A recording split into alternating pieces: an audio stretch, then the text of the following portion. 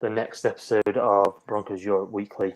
I'm here, as ever, joined by my co-host, Kieran Morley. How are you getting on, Kieran? Yeah, not so bad, Mark. Thanks. Yourself?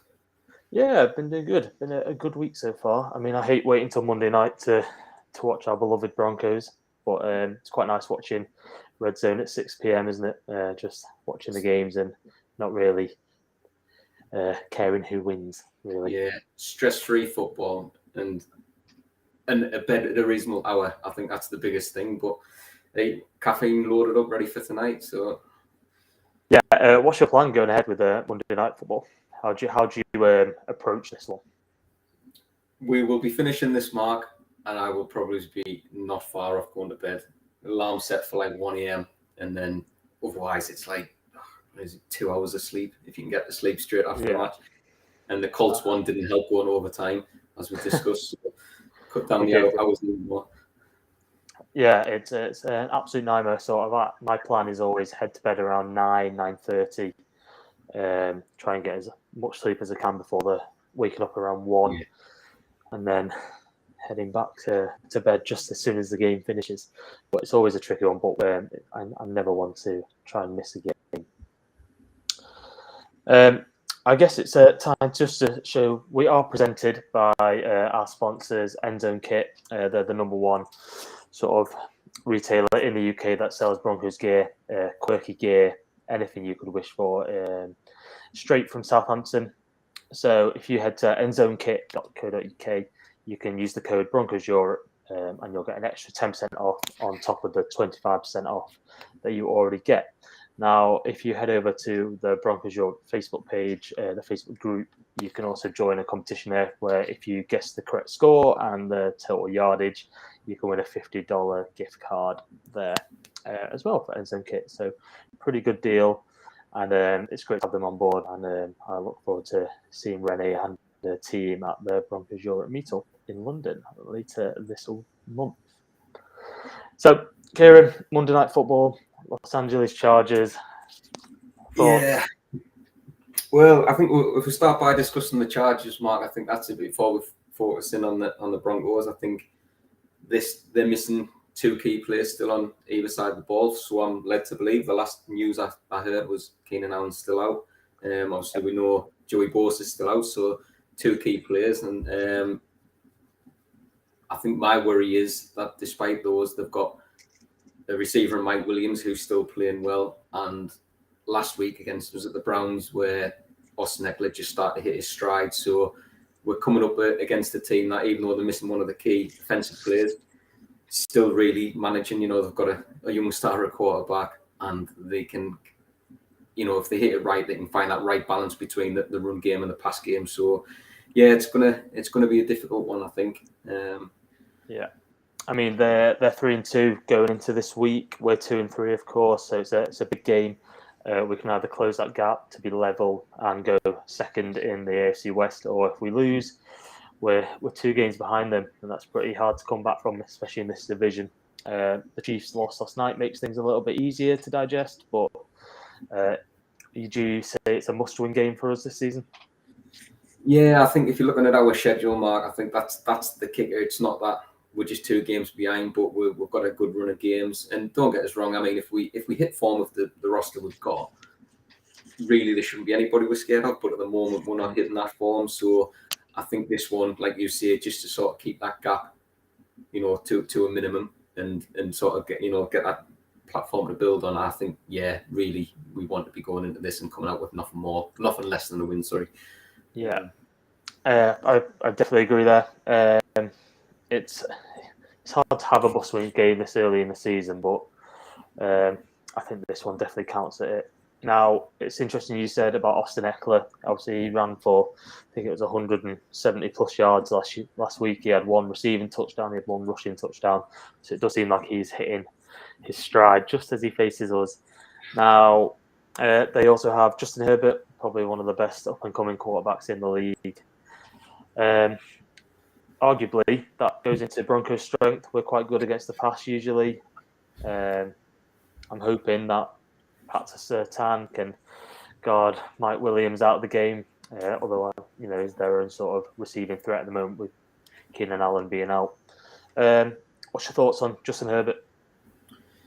Yeah, I mean, he has got that special, special ability. He's always got something in his locker, Mark, and I think that's the thing that on paper I think I would fancy Pat Surtain against Mike Williams, but the placement of some of his throws, he can scramble out the pocket and keep them players alive, and it's just I think although we have locked down the passing game a lot early doors this year, I think this is probably going to be one of the harder tests so far.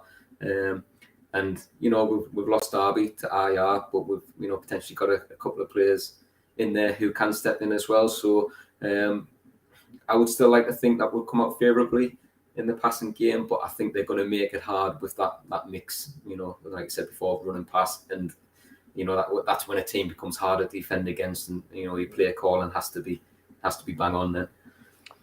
I think Josie Jewell being out, he's been declared out for the game. It's a massive loss in that run game. He's huge in there, constant pressure. He just sort of knows where to go. He's not the quickest, he's not the strongest, but he just knows where to be.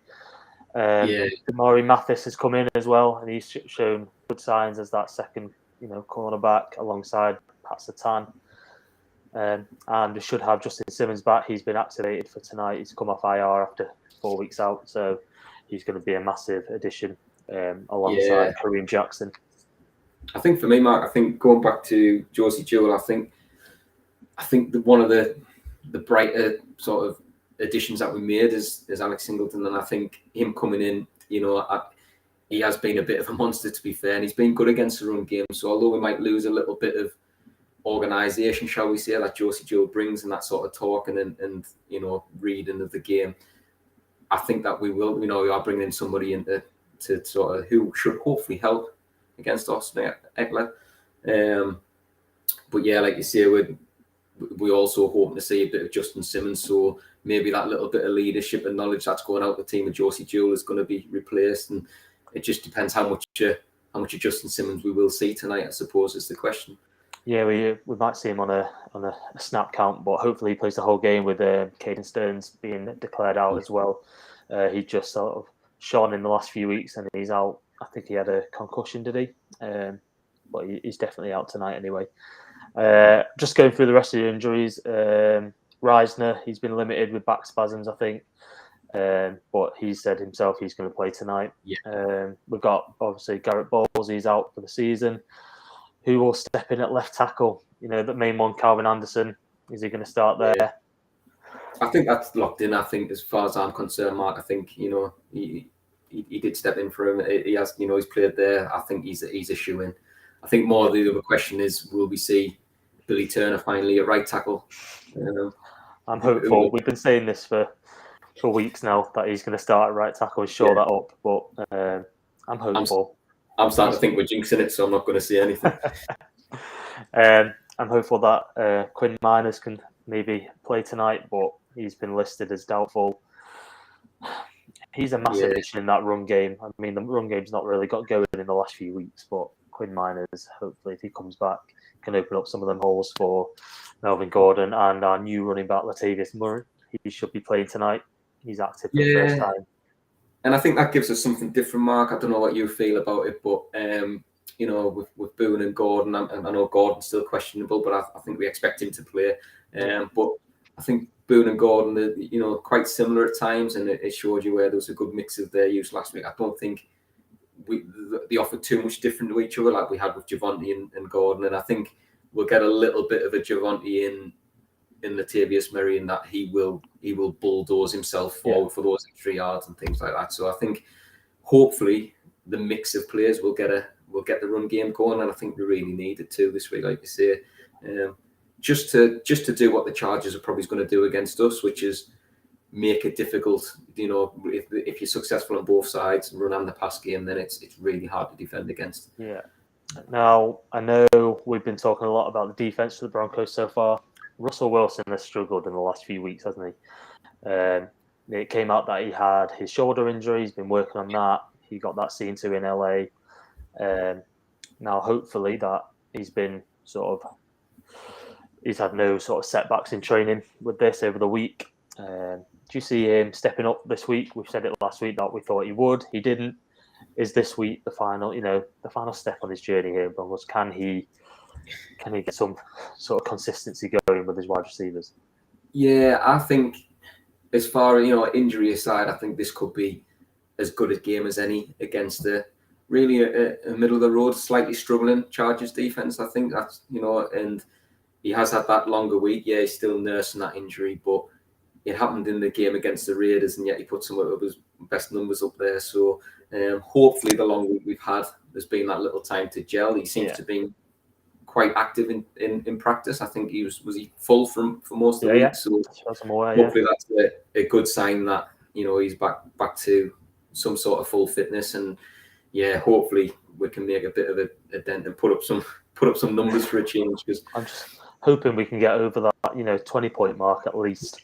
We've not seen it much this season, but we're ever since that first game where hopes were high, he played well, we moved the ball, we just couldn't get it into the end zone once we were in the red zone. But he should have another weapon back tonight for the first time in Broncos' career. Greg Dulwich has been activated off IR. He's an exciting little prospect. What are your thoughts on him getting his first start tonight? Yeah, again, I don't know how much we'll see, Mark. And again, I think he's been again quite active in practice, and hopefully that's a good sign that we'll see a lot of him. And from what I've been reading, what I've been hearing is he's been looking good too.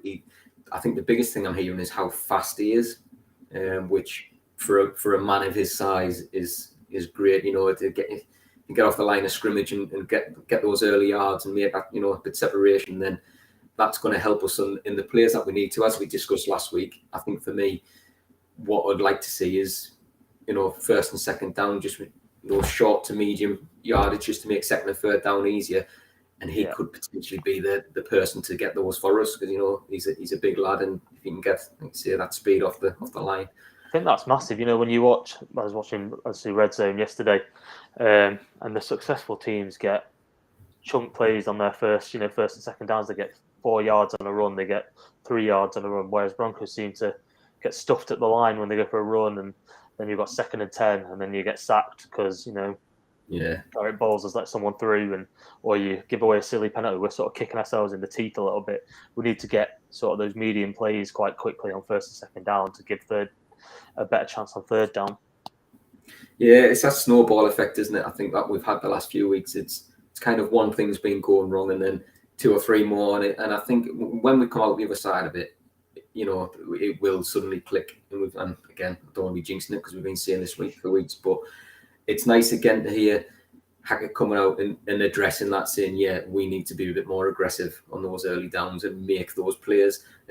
Whereas in previous year, last year alone, look how many times were we stuck on 3rd and long, and we were still throwing it short of the sticks and expecting to get a new set of downs. And it's like, it's definition of insanity, isn't it? And that's what it was last year, doing the same thing over and over, where hopefully tonight we will see that change, with slight tweaks in the coach and maybe some more aggressive play calling. So, fingers crossed. Now, obviously, big news in Broncos country where they've got a new long snapper. I think it's Fabrini. I think his name. Fabrini. That's his name. He's got a pretty cool Italian-sounding name there. He'd fit right in under Vic Fangio. But he's won the competition. We've had a little long snapper battle throughout this week. So he'll be playing tonight. Do you see any issues there?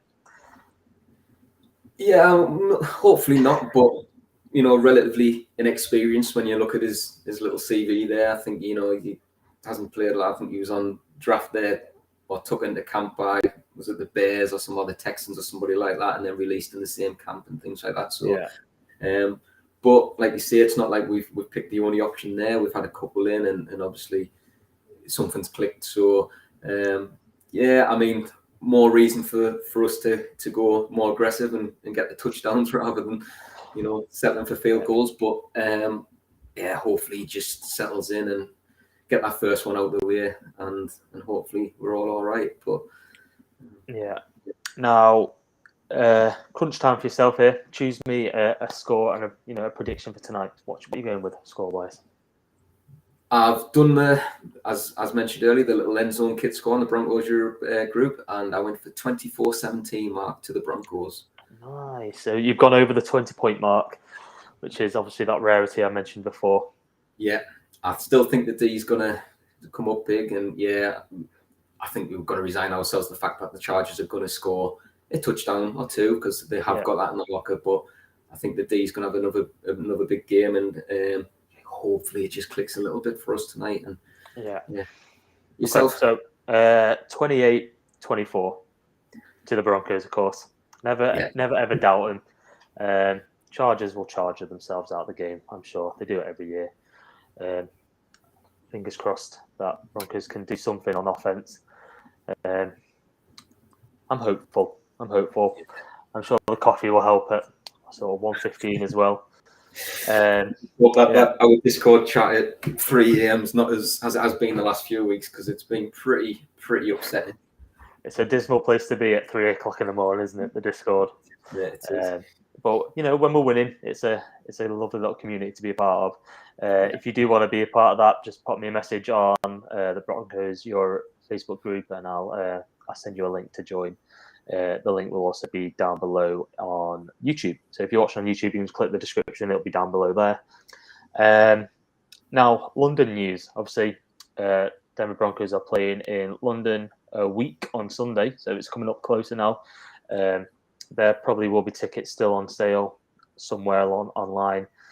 There are always sort of tickets going around on Facebook communities on the week up to the game, and I'm sure there'll be some on game day as well if you haven't got yours yet.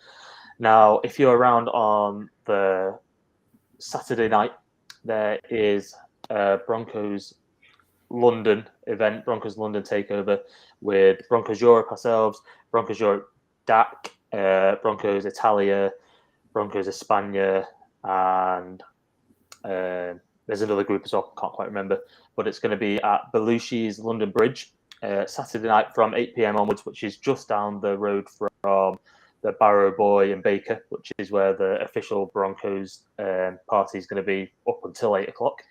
So again, there's a link below where you can buy your tickets. They're going to be around £13 with the booking fee included. And there's going to be competitions, food and drinks deals. There's going to be a live podcast from the Mile High Report team. There's going to be local Denver media and lots more to be announced soon. But there'll be links all over our Twitter. We've been pushing it all week. So please buy your tickets there and support us, support the Broncos. Let's get the whole of Broncos country over and in one place. And Wembley won't know what's hit it on the Sunday. Yeah, honestly, Mark, now it's, like you say, what is it, 10, 12 days away, is that right? I cannot wait now. I'm getting to that point, and like you say, all the event news coming out and everything, I think it's, it sounds like it's going to be a brilliant weekend. So, yeah, get your tickets before they go. I think that's the message, isn't it? I think they're selling quick. Yeah, I've actually just been given a promo code to get it down to £10 for your ticket. So if you go on to the link below, you can type in Let's Ride and you'll get it down from £13 to £10 on there. So a little bit of a discount for you all just for watching. And we'll hopefully see you there and you can all buy me a drink at some point. So any final thoughts on tonight's game from yourself? No, I think I did have some key matchups written down, Mark, and I think that's where we're going to hope, well, in my opinion, maybe see it won and lost. I think that matchup against Mike Williams against Patrick Surtain too, I think that's a big one to watch. I think our D, the front line, I think Alex Singleton coming in against the run, I think that's the next one because he's hitting his stride. And I also think if we can get our edge rushers after Herbert tonight, I think there's a sack or two to be had for apparently the least sacked quarterback. I think this season, one sack. I think the speed Barrett Brown showed last week. I'm excited. It's like watching a mini Von Miller. It's so exciting to see him just sort of develop into one of those type of edge rushes. I think Bradley Chubb needed one sack. Was it half a sack to reach 6 sacks? Obviously before week 6, which only Von Miller has done in the past however many years for Denver. So could be an exciting one to watch. Yeah, so that's it for me. I think those are the key ones. But I'm just hoping that no matter what the score, although I'm praying for a win, that we see some exciting football and we can actually warrant being on prime time for a change because it's yeah, it's been less than brilliant, but still nice to get up and watch the boys on the telly no matter what. Yeah, I agree. It's just a nice sort of thing to do on a Tuesday morning at Tuesday morning in the morning. Yeah, 3 hours before work. Yeah, exactly. That's the hard bit. We have to get up for work about an hour later, but so no overtime, please. Obviously, for London, if you're struggling to get a ticket, pop us a message on Twitter, pop us DM, and we might know places to get them or people who are selling them. So, or any more information on events coming up, please do pop us a message, and we'll do our best to get back to you. Obviously, follow us on Twitter. We are at Broncos EUR. On YouTube, again, please give us a subscribe and a like. It does really help us get our message out there for Broncos. And we look forward to seeing you on our next stream, which will probably be on Sunday before we head into week 7. So thanks for watching. And thank you, Kieran, for joining in. And we'll see you next week. Cheers all.